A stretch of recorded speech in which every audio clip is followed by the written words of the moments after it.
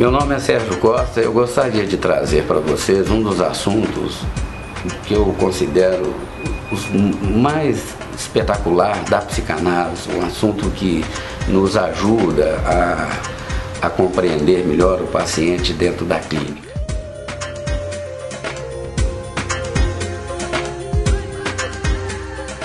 Quase nada foi pesquisado, estudado e escrito sobre relações objetais no Brasil, né? E é também observado, e eu venho notando isso bastante no meu longo tempo de experiência, que muita ênfase foi dada a Malan e Klein. Mas na realidade eu penso que é Sigmund Freud, em O Projeto para uma Psicologia Científica, em 1895, que deu o startup ao estudo das relações objetais, dizendo que o estado de desejo cheio leva a criança a procurar o objeto, a mãe, para se saciar. E é dentro desse princípio da formação do ego da criança, bem mais à frente, que ela vai se aprendendo a relacionar com os objetos que Klein foi chamar de objeto bom e objeto mau, né? Continua afirmando também que Freud afirmou que o objeto é secundário ao desejo e que os objetos não precisam ser estranhos ao corpo, mas podendo fazer parte do seu próprio corpo. Isso a gente pode perceber nas patognomias, por exemplo, das anorexias nervosas, aonde que todo elemento que entra para dentro do corpo do portador da anorexia, ele se sente como um objeto estranho dentro dele, e parte do próprio corpo dele é visto no espelho como elemento estranho. As relações objetais, elas são importantíssimas e profundas para nos ajudar a compreender as psicopatologias. Quando Klein postulou que o ego fantasia inconsciente, a capacidade de formar relações de objetos e vivência e ansiedade, ela foi severamente criticada por Anna Freud. No meu modo de ver, Anna Freud teve muito mais experiência e estudos diretamente, assim como René Spitz, dentro de abrigos onde é que eles olhavam as crianças que tinham que ficar nesses abrigos para que as mães pudessem trabalhar, e ficava uma jornada longa sem ver os seus filhos. E a gente estuda em Anna Freud que ela descreve que essas crianças iam perdendo as intimidades com as suas mães, e ela achava também que nos primeiros meses de vida as necessidades das crianças eram governadas pelos instintos e desejos e carências da própria criança, aonde vai de contrapartida ao pensamento de Klein. No meu modo de entender também, eu acho que Anna Freud, nesse momento, ela tem mais sucesso. Queria lembrar que Freud, em 1923, nos estudos das instâncias tripartidas, percebeu que os objetos eram fundamentais na formação do ego e do superego. Queria aqui ressaltar uma vivência de Freud com seu neto, numa brincadeira com o carretel, onde na época morava o seu filho e a sua nora com ele, e quando a mãe saía por um período longo, o seu neto brincava com o carretel, jogando o carretel para atrás da cama e falando for, sumiu, puxando o carretel e falando dá, aparecia. Nesse momento, Freud começou a perceber que os traumas psicológicos da criança em si, do seu neto, era tentado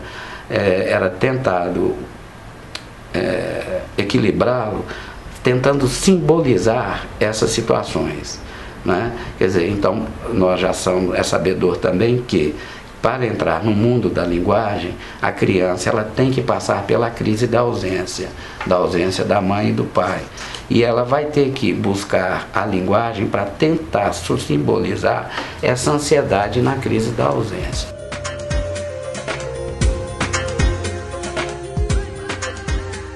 Falando de crise da ausência, eu queria falar para vocês dos traumas psicológicos que eu considero, são 5, os piores traumas que uma mãe pode trazer para uma criança. Quando eu falo mãe, mãe não existe, mãe é um lugar. Mãe pode ser a babá, pode ser a vovó, seja lá quem cuida. Um dos primeiros transtornos psicológicos que eu acho é o rechaço ou abandonar a criança na etapa do berço e da pré-escola. Essa criança, ela se sente totalmente despersonificada. O segundo seria o aterrorizar a criança. Exemplos, há pais que forçam a criança a tocar num cachorro para perder o medo do cachorro. Isso aí, essa relação de objeto, vai criar mais traumas e vai conseguir fazer com que a criança possa até desenvolver uma neurose fóbica.